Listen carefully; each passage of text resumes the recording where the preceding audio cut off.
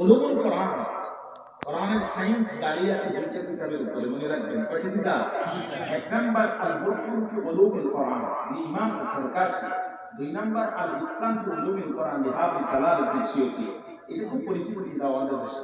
হাফিজ Jalaluddin Suyuti কাদের আল ইতকান ফি উলুমিল কোরআনের মধ্যে লিখতেছেন রাসূলুল্লাহ ইনশাআল্লাহ বলে যাওয়ার কারণে একটা না 15 দিন আল্লাহ রাসূলের উপরে ওহী নাযিল হওয়া বন্ধ ছিল। এই সুযোগে কাফেররা ভিত্তিহীন কথা ছড়ালো। 3 প্রশ্নের জবাব দিতে যদি 15 দিন লাগে, বাকি প্রশ্নের জবাব কবে দেবে? নবী হওয়া কি এত সহজ? আব্দুল্লাহ বেটা বুঝবে না নবী কাকে বলে। আল্লাহ ডাকে জিবরিল আর ফেরেশতা যিনি চলে যা তাড়াতাড়ি, ওরা আমার নবীকে প্রশ্ন করে অপমান করতে চায়। ওদের প্রশ্নের জবাব আমার নবীর পক্ষে আমি আল্লাহ আসমান থেকে নাযিল করতে চাই। জিবরিল আমিন চলে আসে, সূরা কাহাফ নাযিল হয়ে গেল। দেশের নাম চট্টগ্রাম, বাচ্চার নাম তাকিয়ানুস, বৈশিষ্ট্যটা 3টা। একটু জোরে বলেন কয়টা? 1 নাম্বার জানে, 1 নাম্বার জানে, 2 নাম্বার 2 নাম্বার 3 নাম্বার 3 নাম্বার যারা জোরপুরি ক্ষমতায় থাকে তাফসীরের নাম তাফসীরুন নূরুল কোরআন পড়ে দেখবেন এই সব সুরাতের বৈশিষ্ট্য প্রায় একই। আমাদের দেশ থেকে সম্পত্তি যেটাও পালাইছে এটাও তাকিয়ানুস, কিন্তু লেবিস ভার্সন। কি ভার্সন? মাল একই কিন্তু মডেল ভিন্ন, ঠিক না? কত বড় চালে ভরে পড়ে ফেরাউন, ছোট্ট ছোট্ট মাসুম বাচ্চাকে মুসা মনে করে হত্যা করার নির্দেশ দিতে পারে। কত বড় নিষ্ঠুর হয়ে পড়ে নমরুদ, জীবন্ত পয়গম্বর ইব্রাহিম আলাইহিস সালামকে অগ্নিকুণ্ডে নিক্ষেপ করার আদেশ দিতে পারে। ইজাতের জালে ভরে পড়ে স্বৈরাচার নিজের দেশের মানুষের ট্যাক্সের টাকা দিয়ে কেনা বন্দুক আর বিমান ব্যবহার করে উপরে উঠে গুলি করে ছোট মাসুম বাচ্চা পর্যন্ত ক্ষমতার জন্য হত্যা করতে পারে। ইজাতের জালেম আর ফিজাতের নিষ্ঠুর হলে পরে এই কাজ করতে পারে। আধা ঘন্টা পরে একটা লোকে ফাঁসি হয়, বলি যায় মানে না, তার আগে জেলখানার ভিতরে ঢুকে বুকের উপরে দাঁড়িয়ে কুরবানির পশুর মতো ছুরি দিয়ে জবাই করে দিয়েছে। কি জাতের জালেম আর কি জাতের নিষ্ঠুর হলে পরে এই কাজ করতে পারে, ঠিক না? কি জাতের জালেম হলে পরে পিতাকে হত্যা করার পর কলিজা ঠান্ডা হয় না, সন্তানকে 10 বছর মাটির তলে রায়নাকে গুম করে রাখতে পারে। কি জাতের জালেম হলে পরে এই কাজ করতে পারে? কি জাতের জালেম হলে পরে আবরার ফাহাদের মতো মেধাবী ছাত্র বুয়েটে সারা রাত ধরে পিটিয়েছে। এক পর্যায়ে এসে বলছে I am very close to death, আমি মৃত্যুর খুব কাছাকাছি, please give me glass of water, আমাকে গ্লাস পানি দাও। তখন তার বুকের উপরে দাঁড়িয়ে প্যানের চেন খুলে মুখের ভিতরে পোশাক কিনে দিয়েছে। কি জাতের জালেম আর কি জাতের নিষ্ঠুর হলে পরে এই কাজ করতে পারে? আপনারা আমার সাথে একটু জবাব দেন, আপনাদের এলাকার কোন মৃত বিড়ালের মুখে কোন জীবিত বিড়াল প্রসাব করে? কোন মৃত কুকুরের মুখে কোন জীবিত কুকুর প্রসাব করে?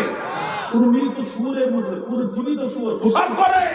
যে কাজ বিড়ালে করে না, শুয়োরে করে না, কুকুরি করে না, সেই কাজ জালেমরা করে, নিষ্ঠুররাই করে, ঠিক না? 3 নাম্বার মুক্তি পুজো। কি না? দেশের মানুষ একটা পোল্ট্রির ডিম 16 টাকা পিস কিনে খায়, আর স্বৈরাচার 300 কোটি টাকা দিয়ে বাবার মুক্তির মুরাল বানায়। 3 রাস্তার বলে মুক্তি, 4 রাস্তার বলে মুক্তি, বিশ্ববিদ্যালয়ের সামনে মুক্তি, স্কুলের সামনে মুক্তি, কলেজের সামনে মুক্তি, টাকার মধ্যে মুক্তি, পয়সার মধ্যে মুক্তি, সব জায়গায় মুক্তির সয়লাভ করে দেয় যারা নমরুদ আর ফিরআউনের পিতাত্তা তারা। এই ইসলামের চূড়ান্ত দুশমন, তাওহীদবাদীদের পরম শত্রু। ইসলামের সাথে এদের কোনো সম্পর্ক থাকতে পারে না। আমরা মুক্তিপন্থী নয়, আমরা হলাম তাওহীদপন্থী বান্দা। চিৎকার দিয়ে বলেন কথা ঠিক না বেঠিক? মুক্তি ভাঙার জন্য আমাদের জন্ম হয়েছে মিয়া, মুক্তি গড়ার জন্য আমরা জন্ম নেই, ঠিক না? আমাদের সংগ্রাম মুক্তির বিরুদ্ধে, মুক্তির পক্ষে নয়। আর মিয়া মুক্তি যদি বানানো যায় থাকতো, প্রত্যেকটা নবীর মুক্তিকে আল্লাহ তাআলা সংরক্ষণ করত, ঠিক না? আদম আলাইহিস সালামের মুক্তি আমরা দেখতে পেতাম, নূহ আলাইহিস সালামের মুক্তি দেখতে পেতাম, দাউদ আলাইহিস সালামের মুক্তি দেখতে পেতাম। মুক্তি ইসলামে কোনো জায়েজ নাই, হারাম। মুক্তি ভাঙার জন্য আমরা জন্ম নিয়েছি, মুক্তি ভাঙার জন্য নয়। যারা মুক্তি করে এদের সাথে আমাদের কোনো সম্পর্ক থাকতে পারে না, এরা মুসলমান দাবি করতে পারে না। আল্লাহু আকবার।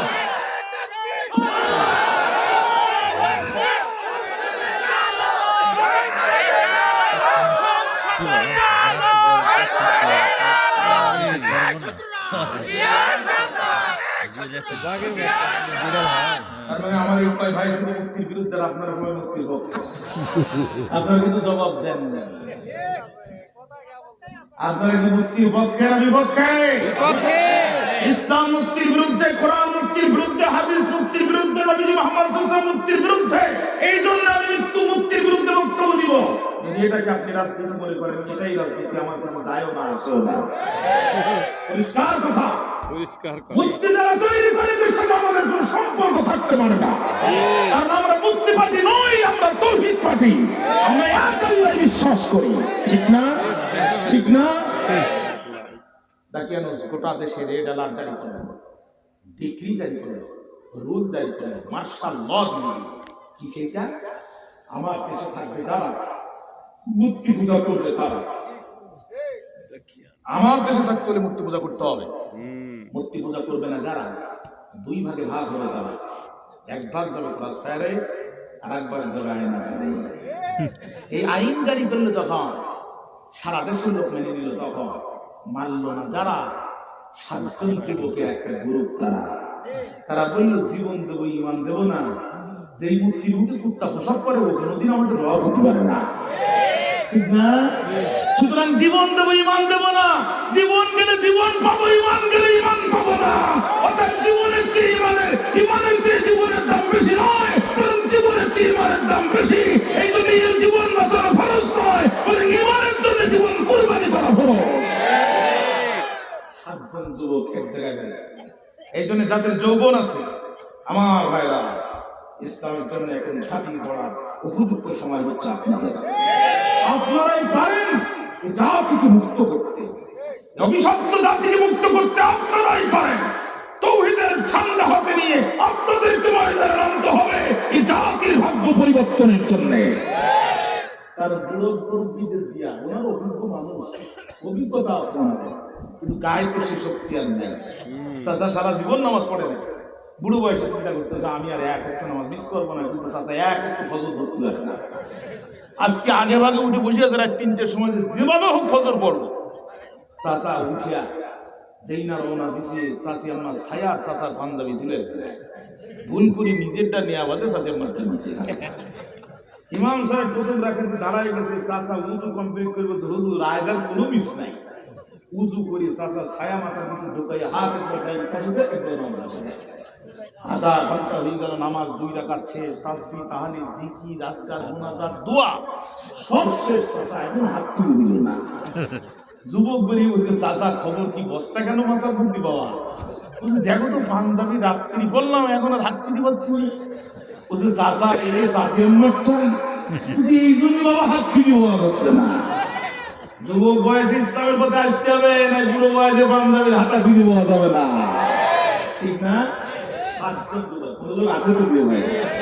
7জন যুবকের একটা গ্রুপ এক জায়গায় দাঁড়ালো, দাঁড়িয়ে বলছে যে মূর্তি মুখে কুত্তা চান্স পাইলে ঠ্যাং চুমড়িয়ে স্প্রে করে, ওই মূর্তি কোনোদিন আমাদের রব হবে না। কি বলবো তাই বলো। 7জন যুবক হাতে দিয়ে বলছে জীবন দেবো, ইমান দেবো না। এইবার আল্লাহ তখন একদিন বলছে, নবী যুবকদের কথা আপনার কাছে ওরা শুনতে চেয়েছে না, আজকে আমরা আলোচনা করছি 2য় প্রশ্নের জবাব। কথা কি বুঝতে পেরেছেন? রুহুকি এবং তাৎপর্যকে সূরা বনী ইসরাঈলের মধ্যে, ওইটা আমাদের আলোচ্য বিষয় আজকে নয়। আজকে আমাদের আলোচ্য বিষয় হচ্ছে সেই বিস্ময়কর যুবক কারা, যাদের ঘটনা অত্যন্ত বিস্ময়কর। আমরা সেই প্রশ্ন রাগি আছেন না ইনশাআল্লাহ? এবার খেয়াল করেন, যুবকরা দাঁড়ায় তখন বলছে, আল্লাহ বলছেন নবী ওই যুবকদের কথা আমি আপনাদেরকে শোনাবো, সত্য ঘটনা। আল্লাহ কি বলছে দেখেন, রাব্বুল আলামিন বলেন, নাহনু নাকুসু আলাইকা নাবাআহুম বিল হক ইন্নাহুম ফিতয়াতুন আমানু বিরাব্বিহিম ওয়া জিদনাহুম হুদা। নবী নাহনু নাকুসু আলাইকা নাবাআহুম বিল হক, আমি সেই যুবকদের সত্য খবর আপনাকে এখন বর্ণনা করতেছি। ইন্নাহুম ফিতয়াতুন, নিশ্চয়ই তারা ছিল যুবক। আরবিতে ফাতা মানে যুবক, ফিতয়াতুন হচ্ছে ফাতার বহু বছর। আপনি বুঝতে পেরেছেন? এই যুবক কয়জন? তাফসীরে এসেছে 7জন। নিশ্চয়ই তারা, কেউ বলছে 3জন, কেউ বলছে 4জন, 5ম নম্বর কুকুর, কেউ বলছে 6জন, 7ম নম্বর কুকুর, কিন্তু সর্বসম্মত মত 7জন। আল্লাহু আলাম, আল্লাহ ভালো জানেন কতজন, আমরা সর্বশ্রেষ্ঠ ধরে নিলাম। কথা কি বুঝতে পেরেছেন? নবী এরা হচ্ছে যুবক, তাদের অপরাধ কি? আমানু বিরাব্বিহিম, তারা তাদের রবের উপরে ঈমান এনেছে। ওয়াজিদনাহুম হুদা, আমি আল্লাহ তাআলা ওদের হেদায়েতের রাস্তাকে প্রশস্ত করে দিয়েছি। যুবকরা ঘোষণা করে দিল, জীবন যাবে আল্লাহকে ছাড়া কাউকে মানি না, মানব না। ডিবি হারুন বিষয়টা টের পেল। কে টের পেল? আমার তফসিরে ডিবি হারুনের নাম তুলতে দেন না, তাহলে কিন্তু পাবেন না। তারপর তৎকালীন গোয়েন্দা সংস্থার অফিসারের নাম তারা আমি জানি না, এই জন্য ডিবি হারুনকে বুঝালে আপনার বুঝেন না। ডিবি হারুন টের পেয়ে তার উদ্যোতন কর্মকর্তা বিপ্লব কুমারকে টেলিফোন করে বলতে, স্যার লাইন তো খারাপ। কয় কি? কয় প্রেসিডেন্টের এই আইন সারা দেশের লোক মেনে নিল, মানলো না, যারা 7 জন যুবকের একটা গ্রুপ, তারা এখন কি করবে? তারা দেখে আমি বেনজির কাছে টেলিফোন করে দেখি কি করা যায়। বেনজির বলছে কোনো কথা নয়, ওকে ধরে আগে কারাগারে ধরো।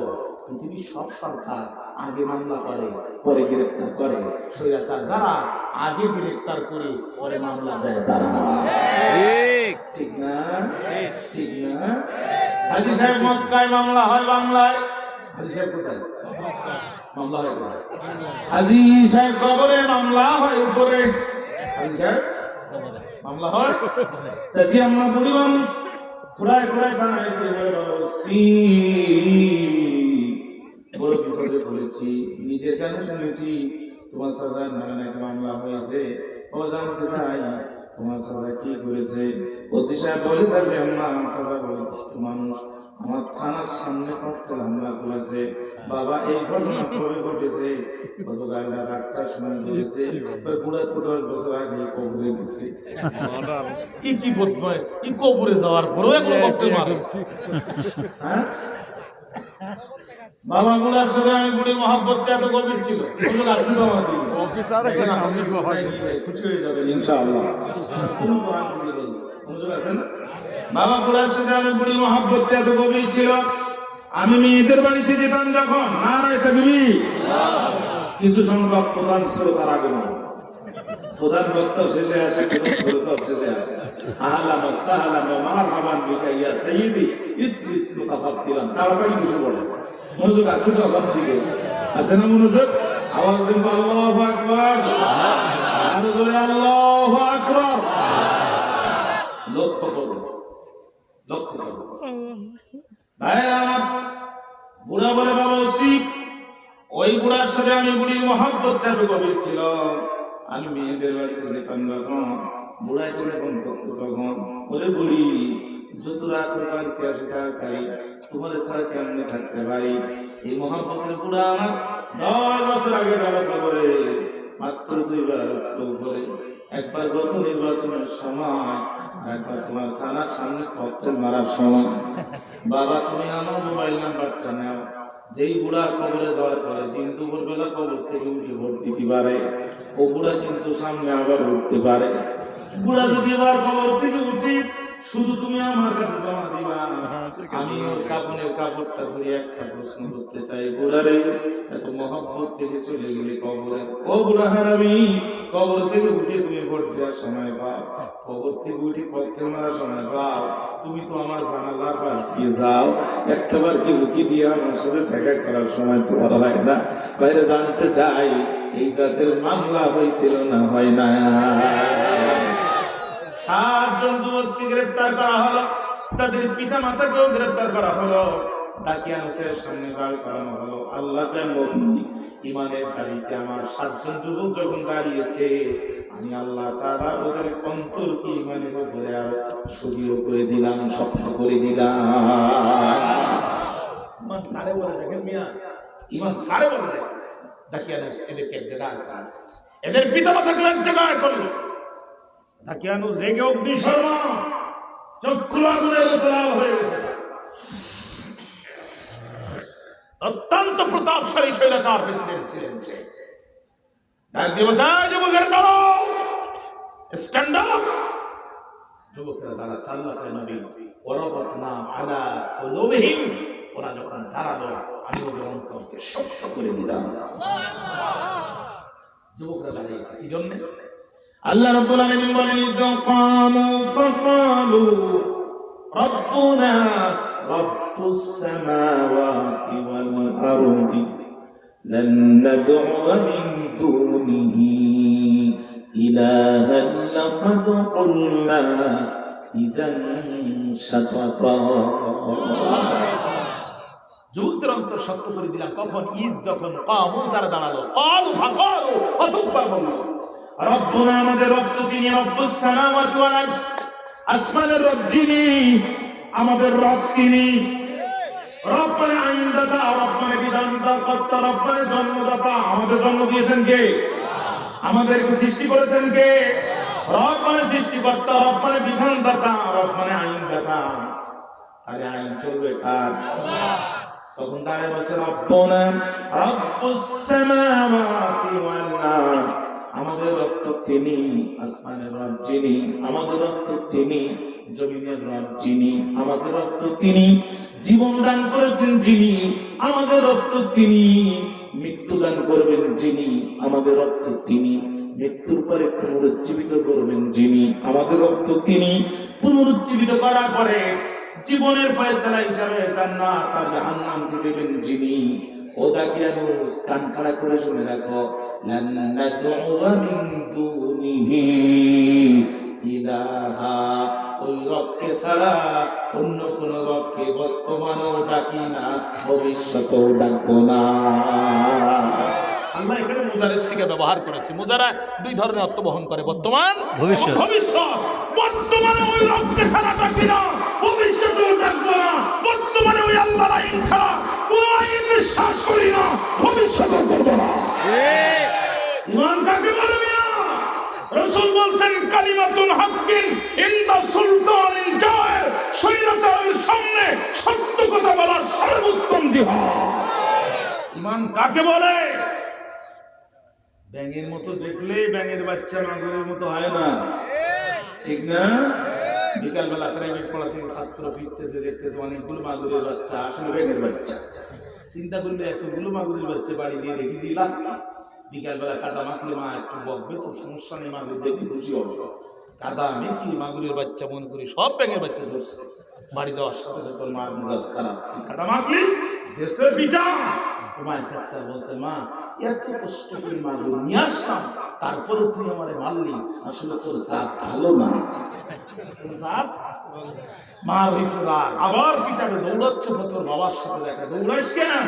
দৌড়াই কি আর সাথে মাথা গরম হয়েছিল আর অন্য বিয়ে করছিল, বংশটাও পরীক্ষা করো না, বংশটাও পরীক্ষা করো না। কেন? এতগুলো মাগুর নিয়ে আসলাম তারপরে মারলো, জাত ভালো। বাবা ভাবতে ঘুরে থাকে সব ব্যাঙের বাচ্চা। কিসের বাচ্চা? কি বলে পিচ্ছি